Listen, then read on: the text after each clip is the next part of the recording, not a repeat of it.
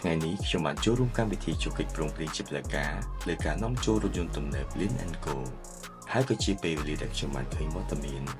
ខ្សែស្រឡាយរថយន្តអគ្គិសនីដែលមើលទៅព្រីមៀមនិងគួរឲ្យចាប់អារម្មណ៍ Lynk & Co 06 EMP រថយន្តអគ្គិសនីសុទ្ធសាកម្ដងជិះបាន400គីឡូម៉ែត្របើគិតពីការសន្សំសំចៃគ្រប់គ្នាពិតជាបានដឹងរួចមកហើយតែបើចង់បានប្រភេទ Hybrid គួរតែមើល Lynk & Co 08 EMP ព្រោះថា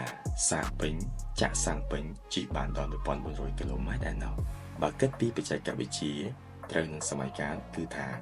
ទំនើបទាន់សម័យសុវត្ថិភាពហើយមានតម្លៃសមរម្យ Lynk & Co ធានារហូតដល់5ឆ្នាំធានាលើសមាសធាតុអគ្គិសនីសំខាន់រហូតដល់8ឆ្នាំអបអរសាទរពិធីចុះកិច្ចព្រមព្រៀងជាផ្លូវការលើការនាំចូលរថយន្តទំនើប Lynk & Co